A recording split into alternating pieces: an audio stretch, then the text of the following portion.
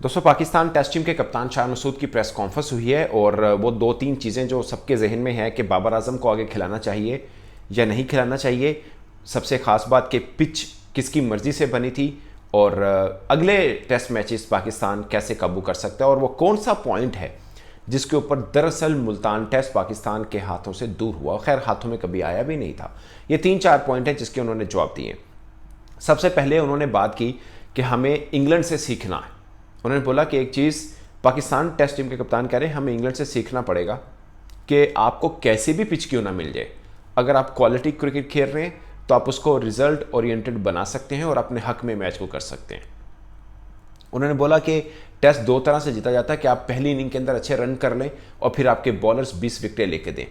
उन्होंने मतलब ये कहना चाह रहे हैं कि हमने पहली इनिंग में रन बुरे नहीं किए। उन्होंने बोला कि जो हमने रन किए थे 556, आप किसी से भी पूछ लें वो कहेगा बुरे रन नहीं है, मगर उसके बाद आप 800 स्कोर खा लेते हैं, यानी बॉलर जो हैं वो विकेटें नहीं ले पाते, तो अब क्या कर सकते हैं। उन्होंने बोला कि यही पिच है, मतलब जो उन्होंने अपनी तफसीली बात की, उन्होंने बोला यही पिच है जो इंग्लैंड ने हमारे 20 खिलाड़ियों को आउट किया, जबकि हम उनके 20 खिलाड़ी क्या 10 भी आउट नहीं कर पाए।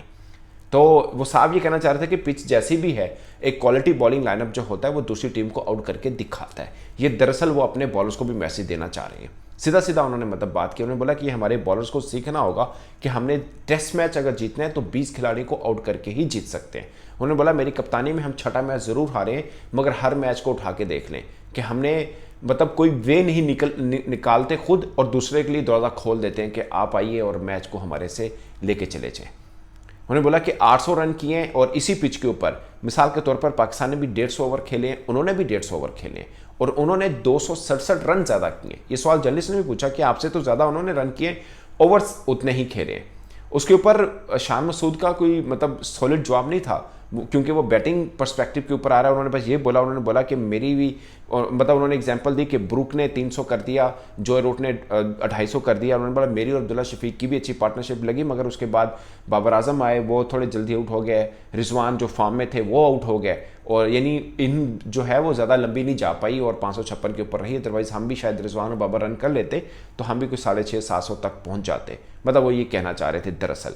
मतलब खास जो उनका फोकस था वो ये था कि पाकिस्तानी बॉलर्स को 20 आउट करने पड़े। ज़ाहिर है टेस्ट है, आपको किसी भी दूसरी टीम को 20 आउट करके ही आपकी जान छूट सकती है और आप टेस्ट मैच जीत सकते हैं।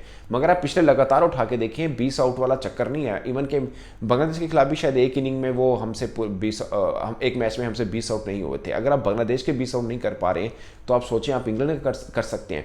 मुल्तान टेस्ट पार्टी विकेट के ऊपर इंग्लैंड पाकिस्तान को 20 विकेटें लेता है। साफ है कि उनकी डिसिप्लिन बॉलिंग हुई है।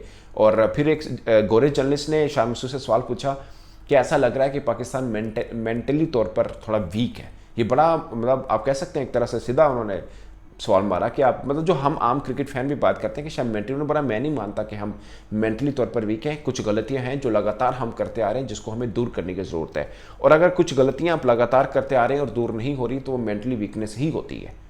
अगर आप उसको मतलब कान को यूँ पकड़ लें या घुमा के यूँ पकड़ लें, बात तो एक ही है।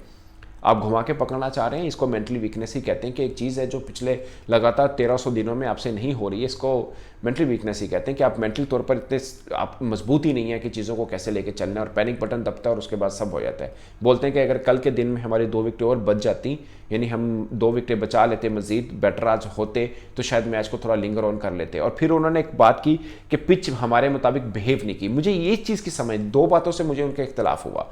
ये कह रहे हैं कि पिच जो है ना हमारे मुताबिक जो है वो बिहेव नहीं की। हम ये सोच रहे थे कि 1.5 दिन के बाद जो पिच है ना वो क्रैक पड़ना शुरू हो जाएंगे और बैटिंग के लिए मुश्किल पड़ जाएगी। यानी हंसी ओपनिंग हमने टॉस जीत के पहले बैटिंग कर ली तो हम उन्होंने बोला मैं खींच रहा था 1.5-2 दिन तक, ताकि उसके बाद पिच ने बिहेव करना शुरू कर देना और हमारे बॉलर्स के लिए आसानी रहेगी, मगर वो पिच ने किया नहीं है। फिर उन्होंने बोला कि जब बांग्लादेश के खिलाफ हम मुल्तान टेस्ट खेल रहे थे तब हम पिंडी में ही थे और पिचेस को हमारी निगरानी में बनाया गया। खैर हारे तो हम उधर भी थे। उन्होंने बोला कि अब चूंकि मैं चैंपियंस कप खेल रहा था, फैसलाबाद में पिच बन रही थी, मुल्तान में हमारी निगरानी में पिच बनी नहीं है।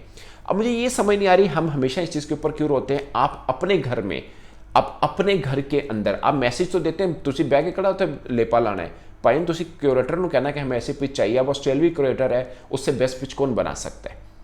गलती नहीं मान रहे, ये मुझे उनकी इस बात पे बिल्कुल इख्तिलाफ है कि आप कप्तान हैं। अब इंग्लैंड वालों को तो कुछ पता ही नहीं है ना, मुल्तान आप तो खेलते भी हैं, उनको तो नहीं पता। वो तो 2022 में एक टेस्ट मैच खेले और अब खेल रहे हैं। आप तो खेलते रहते हैं, पीएसएल में भी खेलते हैं, इर्द गिर्द भी खेलते रहते हैं, डोमेस्टिक भी खेलते हैं आपके खिलाड़ी। आप कह रहे हैं हमें नहीं पता और उनको पता है बाहर से आने वालों को। ये कोई लॉजिक नहीं बनता। आप टेस्ट टीम के कप्तान हैं और आप पिच के ऊपर बात करें कि हम बिहेव समझ रहे थे कि इसका चेंज होगा, नहीं हुआ, इसकी वजह से क्रैक नहीं पड़े। और अगर आपकी उनकी पहले बैटिंग आ जाती और आपकी दूसरे में क्रैक पड़ जाते फिर क्या होता? फिर तो बिल्कुल ही काम खत्म से ना, फिर तो सीधा सीधा ही पाकिस्तान क्रिकेट की मौत थी ना एक तरह से। तो वो कह रहे हैं कि अब दूसरे टेस्ट मैच के लिए पिच हम खड़े होकर बनवाएंगे। खड़े होकर मीन कि अब हम इधर हैं, हमें पता है हमें कैसे करना है, ग्राउंड स्टाफ के साथ बात करेंगे, क्यूरेटर से बात करेंगे, उनको बताएंगे पिच कैसे बनानी है।